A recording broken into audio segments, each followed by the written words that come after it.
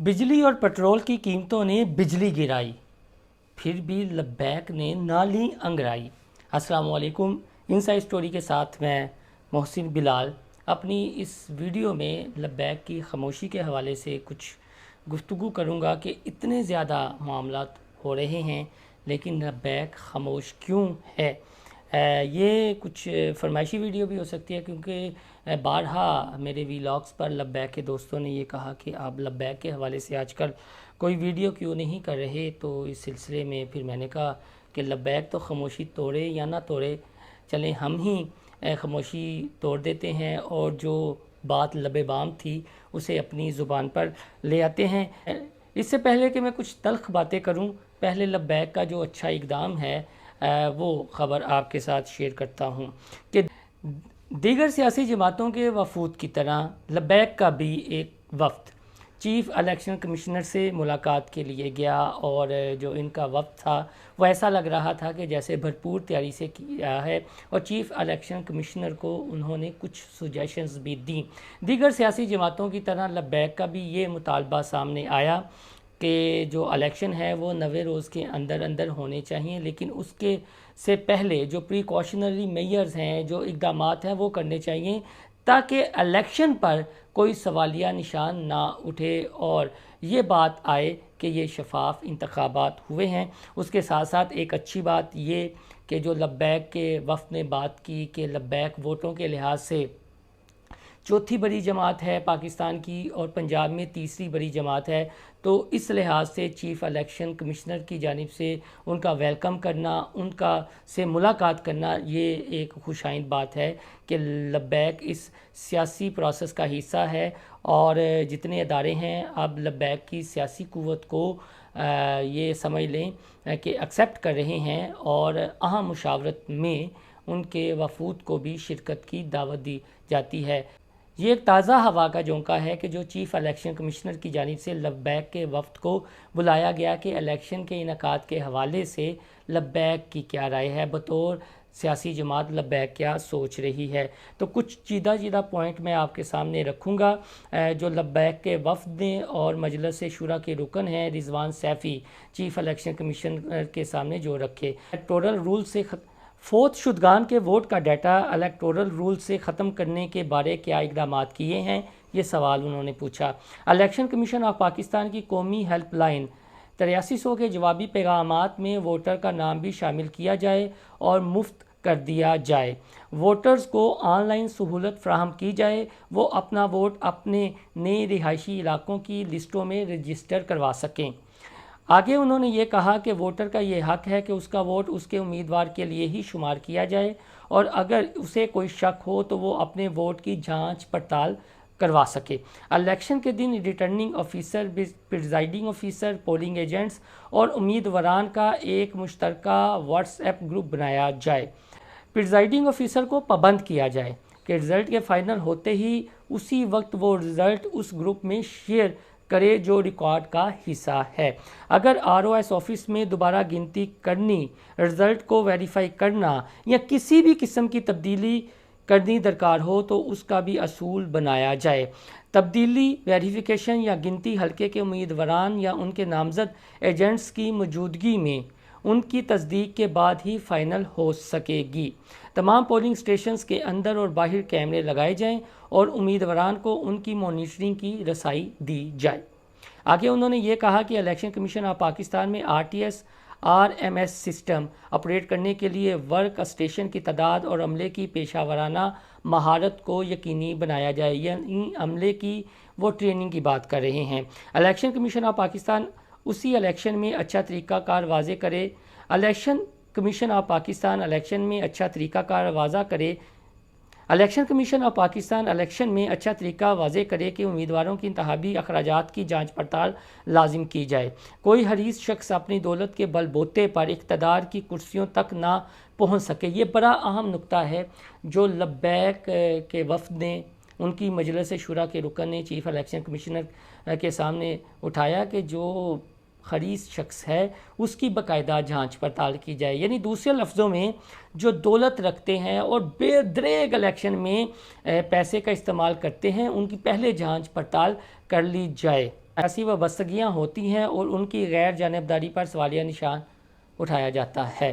یہ بہت اہم پوائنٹ ہے۔ ایز اے جرنلسٹ میں یہ سمجھتا ہوں کہ واقعی جو سرکاری ملازمین ہیں اور خاص طور پر جو اساتذہ ہیں ان کی سیاسی وابستگیاں ضرور ہوتی ہیں، کیونکہ پاکستان کا جو سیاسی نظام ہے یہاں پر 2-3 محکمے ایسے ہیں جہاں پر بے دریغ سیاسی بھرتیاں کی جاتی ہیں، اور افسوس کے ساتھ کہنا پڑتا ہے کہ ہمارا جو تعلیمی شعبہ ہے یا تعلیم کا ڈپارٹمنٹ ہے وہ اس سے بری ذمہ نہیں ہے، اور ماضی کے الیکشن میں باقاعدہ وہ دھاندلی کروانے میں ملوث پائے گئے۔ یہ بھی ایک پوائنٹ اچھا ہے۔ اساتذہ کی بات ہو رہی ہے۔ آر اوز اور پریزائڈنگ آفیسرز جوڈیشری اور بیوروکریسی کے علاوہ دیگر سول محکموں سے بھی تعینات کیے جائیں۔ الیکشن کمیشن آف پاکستان کی ذمہ داری ہے کہ وہ اس قومی فریضے کو سرانجام دینے کے لیے تمام ضروریات کو بروقت پورا کرے اور عین وقت پر قوم کو کسی صورت مایوس نہ کرے۔ Tehreek Labbaik Pakistan election commission of Pakistan سے پرزور مطالبہ کرتی ہے کہ آئین پاکستان کے تقدس کو پامال کیے بغیر 90 دن کی مدت کے اندر اندر جنرل الیکشن 2023 کے انعقاد کو یقینی بنایا جائے، جو بظاہر ہوتا ہوا نظر نہیں آ رہا، لیکن ہر سیاسی جماعت یہ مطالبہ کر رہی ہے۔ تو لبیک نے بھی یہ حقیقت پسندانہ مطالبہ کیا ہے آئین کی روح سے، لیکن حقیقت یہ ہے کہ یہ 90 روز کے سے اوپر الیکشن جانے ہیں۔ الیکشن کمیشن رولز لسٹیں بلا معاوضہ PDF شکل میں تمام امیدواروں کو فراہم کرے۔ الیکشن سے متعلقہ تمام پرائیویٹ ایپس فوری طور پر ختم کی جائیں تاکہ سب امیدواروں کو یکساں سہولت کی فراہمی یقینی بنائے۔ ڈیٹا بیس تک رسائی حاصل کرتی ہیں جو اپنی پرائیویٹ الیکشن ایپس میں استعمال کرتی ہیں۔ یہ بھی ٹھیک بات انہوں نے کی ہے کہ جو سیاسی جماعتیں ہیں جن کے پاس پیسہ وافر ہے اور پیسے کا بے دریغ استعمال کرتی ہیں وہ نادرہ سے لسٹیں لے لیتی ہیں۔ از خود الیکشن کی شفافیت کو ختم کر کے پیسے والی پارٹیوں کے لیے آسان اور دیگر کے لیے مشکل کر دیتا ہے۔ نادرہ قومی ادارہ ہے اور الیکشن کا شفاف ہونا قوم کے مستقبل کی ضمانت ہے۔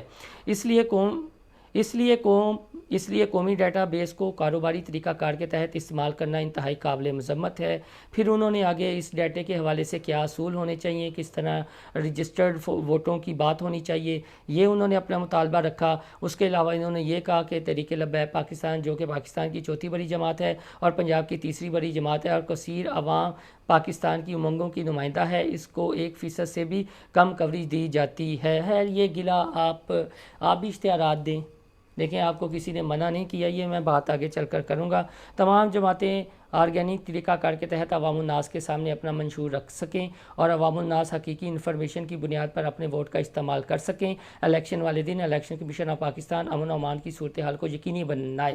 رضوان سیفی رکن شورا TLP اور شعبہ نشریات کی جانب سے یہ پریس ریلیز جاری کی گئی ہے۔ 2-3 پوائنٹ کہ جو میڈیا کے حوالے سے انہوں نے بات کی ہے۔ دیکھیں یہ الیکشن کا سیزن اس طرح کا ہوتا ہے کہ بڑی بڑی فلیکسیز اور بینرز بھی رکھتے ہیں، اور پاکستان کا جو نظام ہے یہ حقیقت تسلیم کر لینی چاہیے۔ میں میڈیا والا ہوں اور بڑے آپ ذمہ داری سے کہہ رہا ہوں کہ بھائی جان اشتہارات کے ذریعے بھی کمپین چلائی جاتی ہے، تو اشتہارات جب آپ دیں گے تو اس حوالے سے کوریج بھی ہوگی، لہٰذا یہ الیکشن کمیشن سے گلا شکوہ کرنا بنتا نہیں ہے۔ جس سسٹم کا آپ حصہ ہیں اس سسٹم کو فوری طور پر تو تبدیل نہیں کیا جا سکا، تاہم ایک ایک قطرہ مل کر دریا بنتا ہے، سمندر بنتا ہے، تو اس لحاظ سے کوشش کرنی چاہیے۔ لیکن جو الیکشن کا انتخابات کا مروجہ طریقہ ہے مہم کے دوران وہ آپ کو اپنانا پڑے گا۔ اب آتے ہیں جی اس بات پر کہ لبیک نے کیوں نہ لی انگرائی جب بجلی اور پیٹرول کی قیمتوں نے عام بندے پر بجلی گرائی۔ تو وجہ ہم بار بار ڈسکس کرتے رہتے ہیں۔ مجھے ایک بھی ایسی پریس ریلیز یا آپ یہ کہہ لیں کہ لبیک کی جانب سے کمپین نہیں ملی کہ جس پر بجلی کے حوالے سے انہوں نے پرزور احتجاج کیا ہو۔ چلے پیٹرول کی بات تو ہو رہی تھی، لیکن آج پیٹرول دیکھ لیں کہاں پر پہنچ گیا ہے، 312 روپے تک پہنچ گیا ہے فی لیٹر پیٹرول، اور بجلی کی قیمت بھی آپ دیکھ لیں کہ عام پاکستانی کا، عام بندے کا، مزدور کا جینا دوبر ہو گیا ہے۔ تو ایسے میں لبیک ایک سیاسی جماعت ہے اور اسے اپنی منظم کمپین کرنی چاہیے، جس کا بار بار ہم تذکرہ کرتے ہیں۔ اس لیے ہم نے بھی خاموشی اختیار کی ہوئی تھی کہ شاید لبیک اس طریقے سے خود ہی متحرک ہو جائے، اس کی مجلس شورا متحرک ہو جائے کو کہ ان کے امیر صاحب کے ہاں اللہ تعالیٰ نے بیٹی کی پیدائش کی ہے، بیٹیاں رحمت ہوتی ہیں، وہ وہاں پر مصروف ہوں گے، لیکن مجلس شورا کے دیگر جو ارکان ہیں وہ کیا کر رہے ہیں، اور لاہور جیسے شہر میں ہمیں معذرت کے ساتھ کوئی ایسی کمپین دکھائی نہیں دی، اور یہ لبیک کے ووٹرز کو بھی سوچنا چاہیے. ٹھیک ہے، یہ ایک گڈ جسچر ہے کہ چیف الیکشن کمشنر نے آپ کو بلایا، آپ نے وہاں پر اپنی سجیشنز بھی رکھیں، اور میں یہ سمجھتا ہوں کہ دیگر سیاسی جماعتوں نے جو اپنی سجیشنز رکھیں اس کی بجائے لبیک کی جو مجلس شورا کا وفد وہاں پر گیا رضوان سیفی کے سربراہی میں، انہوں نے جو اپنے مطالبات رکھے وہ جینون تھے، حقیقت پسندانہ تھے، اور بڑے تفصیل کے ساتھ رکھے گئے کہ اگر اس میں سے 50% مطالبات پر یا سجیشنز پر عمل ہو جائے تو ہو سکتا ہے کہ آنے والے انتخابات میں جو شفافیت پر انگلیاں اٹھنی ہے وہ اس طرح نہ اٹھ سکیں. لیکن دوسری جانب یہ بھی ایک حقیقت ہے اور تسلیم کر لینی چاہیے کہ گراؤنڈ پر اس طرح اب متحرک نظر نہیں آ رہی. آپ پچھلے الیکشن 2018 میں چوتھی بڑی جماعت تھے اب اور پنجاب میں تیسری بڑی جماعت تھے، لیکن جتنے بھی ضمنی انتخابات اب ہوئے ہیں اس سے تو آپ اپنا ووٹ بینک گھٹتا ہوا دیکھ لیں اور اس حقیقت کو تسلیم کر لیں کہ اب زیادہ زور لگانے کی ضرورت ہے، کیونکہ تب تو علامہ خادم حسین رضوی جو بانی تھے اس تحریک کے، وہ حیات تھے، وہ خود ریلیاں کرتے تھے اور کراچی سے انہوں نے اپنی انتخابی مہم کا آغاز کیا تھا. لیکن کراچی کے بلدیاتی انتخابات ان کی موجودگی کے بغیر آپ دیکھ لیں کہ ان کا نتیجہ کیا نکلا. پھر پنجاب یا KPK میں جتنے ضمنی انتخابات ہوئے، تو اس حقیقت کو تسلیم کرتے ہوئے اب لبیک کو کوشش کرنے کی ضرورت ہے. میں نہیں چاہ رہا تھا کہ یہ خاموشی توڑوں، جب کوئی ملاقات ہو تو اس دوران یہ باتیں کی جائیں، لیکن چونکہ کارکنان کی جانب سے جو میرے ویورز ہیں ان کا یہ کہنا تھا کہ لبیک کے حوالے سے آپ ویڈیو کیوں نہیں بنا رہے، تو یہ دونوں پہلو میں نے آپ کے سامنے رکھے ہیں. جتنی جلدی الیکشن مہم کے تناظر میں حقیقت کو تسلیم کرتے ہوئے گلی محلوں میں کمپین کی جائے گی اتنا زیادہ رزلٹ آئے گا. اور اگر آپ ناراض نہ ہوں، میں جاتے جاتے سخت بات کرنے لگا ہوں کہ یہاں تو پیپلز پارٹی نون لیگ کو جو ہے اب وہ ماتھا ٹیک رہے ہیں کہ ہم کیا کریں. یہ جو مہنگائی کا طوفان ہے، گو کہ سارا کیا درا تو ان کا بھی ہے اور شریک جرم تو وہ بھی ہیں، لیکن اب ان کا ووٹر بھی ناراض ہے کہ یہ جو ہمارے لیڈر ہیں یہ آنکھوں میں دھول جھونکتے ہیں.